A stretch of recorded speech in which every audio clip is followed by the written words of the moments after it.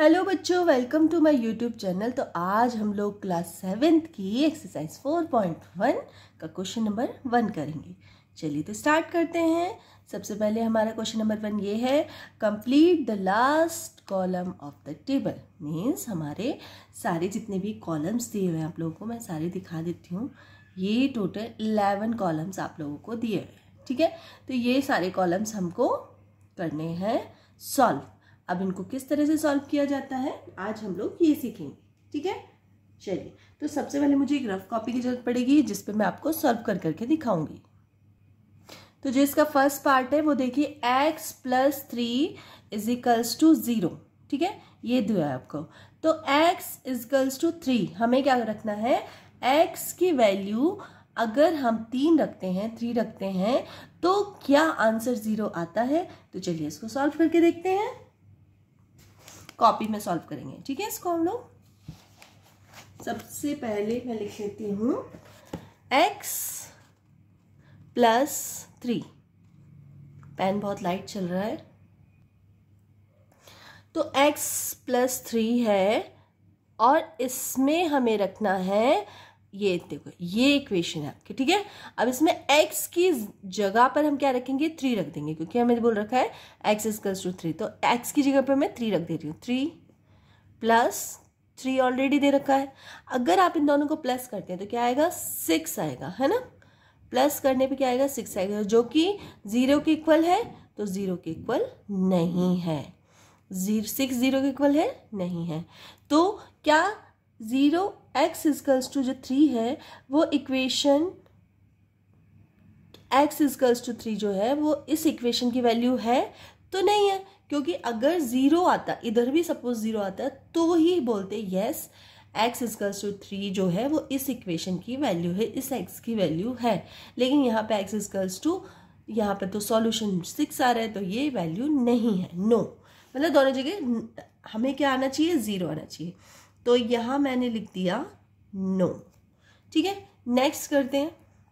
ये first part हो गया इसका। सेकंड करते हैं। अब इस बार दे रखा है x + 3 = 0 और इस बार बोला गया है x = 0 रखना है हमें। तो x की जगह मैं 0 रख दे रही हूँ +3। तो आप देख रहे हैं 3 आएगा आंसर 3 आएगा ना, है ना। तो 3 क्या 0 के बराबर है, नहीं, 3 तो 0 के बराबर है ही नहीं। तो ये भी क्या हुआ, नो, x = 0 नहीं होगा, ठीक है। थर्ड क्वेश्चन है x + 3 = 0, सेम इक्वेशन, और x = -3 रखना है इस बार हमें, ठीक है। तो ये मैं यहाँ पे कर देती हूँ थर्ड पार्ट इसका। x + 3 = 0, ये तो हमारी इक्वेशन है। हमें रखना क्या है, x = -3 रख के देख रहे हैं हम लोग। इस बार पुट कर दीजिए, x = -3 रख दिया हमने, +3, और इनको सॉल्व करेंगे। आंसर क्या आएगा, आंसर आएगा 0। तो ये 0 0 आंसर 0 हो गया, है ना।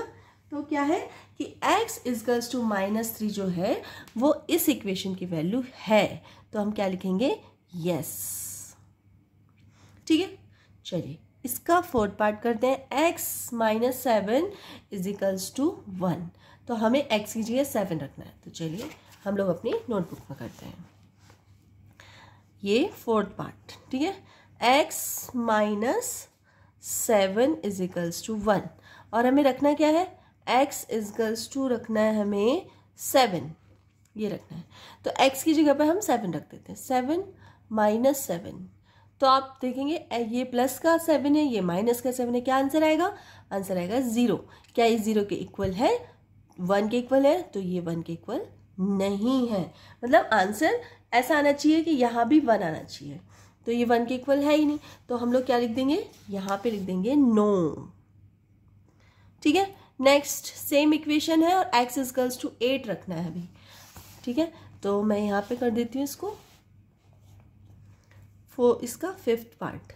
x - 7 = 1 है और हमें रखना क्या है, हमें रखना है x = 8 रखना है, ठीक है।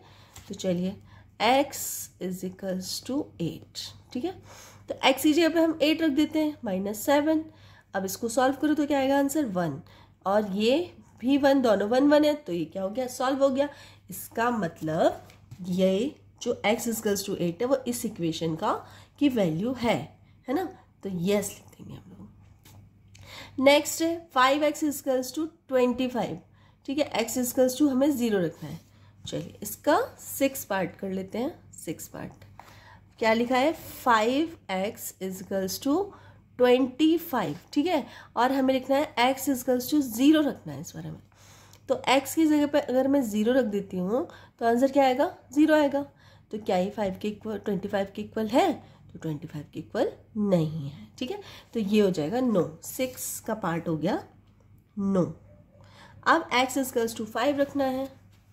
इसी के 7th पार्ट में बोला है 5x इक्वल्स टू 25, यहाँ बोला है x इक्वल्स टू 5 रख दो, ठीक है, तो 5 मल्टीप्लाई 5 इक्वल्स टू, तो 5 की मल्टीप्लाई 5 से करेंगे क्या होगा, 25, जो कि 25 के इक्वल है ना।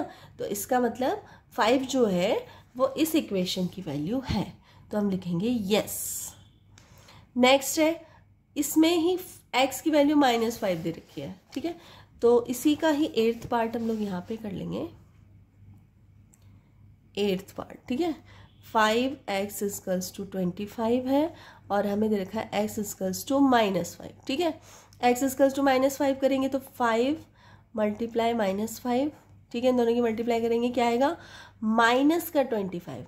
अब आप लोग एक चीज़ देखो, ये माइनस का 25 है और ये प्लस का 25 है, क्या दोनों बराबर है, कभी भी बराबर नहीं हो सकते। माइनस की वैल्यू अलग है और प्लस की वैल्यू अलग है, माइनस की वैल्यू बहुत ही छोटी है और प्लस की वैल्यू बड़ी है काफ़ी, तो ये नॉट इजिकल्स टू हो जाएगा।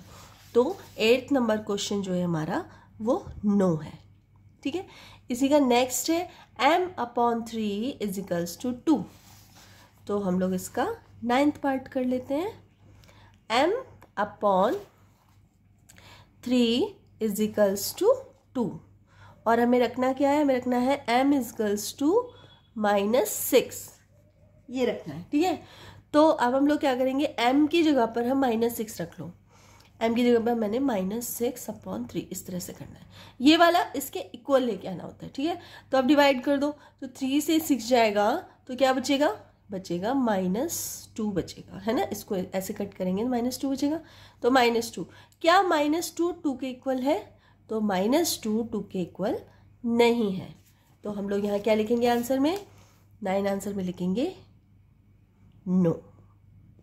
अब इस बार m इक्वल्स टू 0 रखने के लिए बोल रहा है 10th पार्ट में, इसी का ही 10th पार्ट है, उसमें सेम इक्वेशन में m इक्वल्स टू 0 रखना है हमें। चलो तो 0 रख लेते हैं, m की जगह आप 0 रख दीजिए, 0/3। आपको पता है 0/3 अगर होगा तो आंसर क्या आएगा, आंसर आएगा 0। तो क्या 0 2 के इक्वल है, तो 0 2 के इक्वल नहीं है, इसका मतलब यहाँ पे आ जाएगा नो। लास्ट है m इक्वल्स टू 6 रखो, इस बार बोल रहा है 11th नंबर इसका पार्ट है और ये बोल रहा है सेम इक्वेशन जो हमें दी हुई है इसमें बोल रहा है m इक्वल्स टू 6 रखो, ठीक है। यहाँ पे देखो -6 दिया था लेकिन इस बार +6 दिया इसने, तो चलो +6 भी रख देते हैं।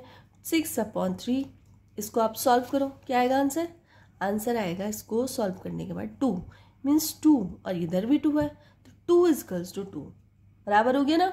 जब इक्वल वैल्यू आ गई इसका मतलब कि इस इक्वेशन का जो वैल्यू है m की वो कितनी आएगी, 6, तो ये हो जाएगी यस, ठीक है। तो इस तरह से क्वेश्चन नंबर 1 कंप्लीट हो गया है। अगर आपको थोड़ा सा भी समझ में आया हो, हेल्पफुल वीडियो लगी हो, तो वीडियो को लाइक कर देना, चैनल को सब्सक्राइब कर देना, अपने फ्रेंड सर्कल में शेयर कर देना। चलिए तो मिलते हैं नेक्स्ट वीडियो में, तब तक के लिए बाय।